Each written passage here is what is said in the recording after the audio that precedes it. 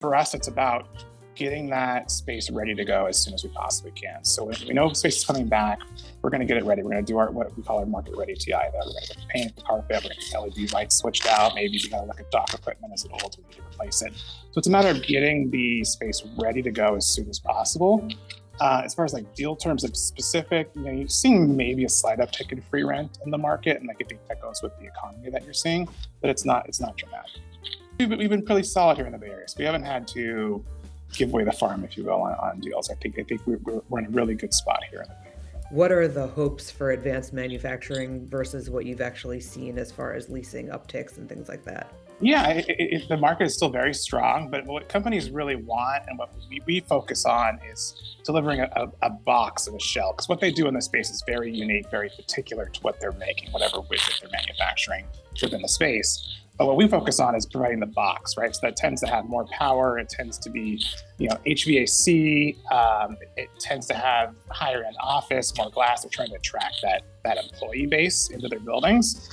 And the box itself is very reusable to the next company that wants the space. So we get a longer term return on our investment because there's multiple generations that end up leasing that building.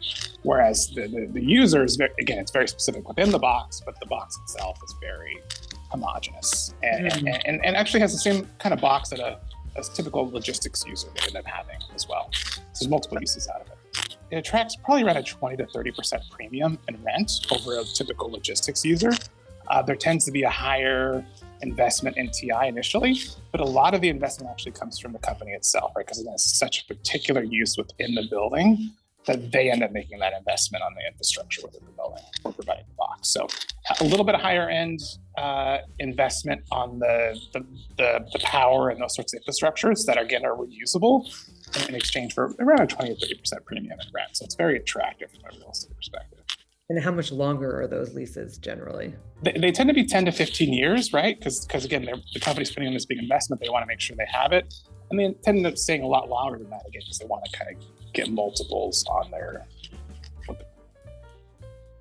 And how does that compare to a normal logistics user? Logistics users are probably around 5, maybe you get to 10 years. So it's significantly longer. And you're seeing logistic users also trying to compete for employees. So you are trying to put in like more glass line, a better break room, those sorts of things so that they can attract the people that they want working at their buildings. Is there the same flight to quality that we're hearing about with office?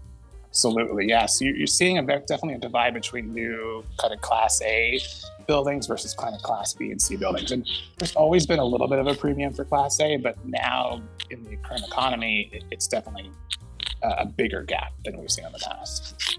Well, Bay Area, it's a very land constrained market, right? There's no vacant land for someone to be able to build. So the natural next thing is to start to look at your older inventory and look to repurpose it. And so we have a project in San Jose on Junction Avenue where we're looking to tear down an existing building, and we're in the planning process right now, very early in our entitlement process, to build a brand new building on that site that would fit both logistics and advanced manufacturing. This is a very flexible building. We also have a building in San Leandro, Prologis Nexus. It's an older building, no longer functional, very obsolete. So we're actually raising the roof, the ceiling from 20 foot to 40 foot, which is kind of a pretty cool project to work on, which we haven't ever done before. It's kind of a first for us. We're also lobbing off part of the building to make a proper truck court to appeal to more logistics users. And it actually ends up being a very green building. We're going to be LEED Platinum on that building because we're using less concrete in the new construction, which is kind of a really exciting project for us. So you're definitely seeing a lot more of that repurposing as well as tear down and rebuild in the Bay Area. I think the Bay Area went through a time of not wanting to approve logistics centers on the whole and wanting housing on those sites, things like that. What are you hearing from local municipalities now? Are they happy to have logistics centers? Is it still kind of an uphill battle to get those approved? Are there changes that you're seeing on that front? I think it's very municipality, city. Each city has its own process and its own desires. I mean, obviously, an advanced manufacturer is probably more top of the mind to the cities because one, it's a bigger name, it tends to have higher paying jobs. But great cities like the city of Fremont is a great example. They understand that supply chain that you need around advanced manufacturing of logistics to be able to support it, like we talked about earlier, right? So the warehousing, the shipping, the storing of components that go into it. Fremont has been very successful in helping create that ecosystem of all logistics and all advanced manufacturing, and that's proven itself out in the demand that you see there. What's going on in Great America? We're very early on in Great America. Again, we're just like Hilltop. We're working with kind of community and the stakeholders to kind of come up with a vision for the site. And so it's very early. It's way too early to say what's going to happen there. But we love that site. Is there anywhere that Prologis is really excited about growing because it's seeing a lot of uptick in demand? I think we're looking to probably focus more on our existing markets that we're already in rather than going into new sub-markets. So about acquiring and building where we have existing infrastructure. And why is that?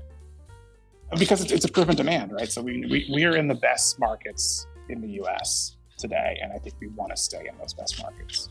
Our roots were here, we're founded here, we know it better than anybody.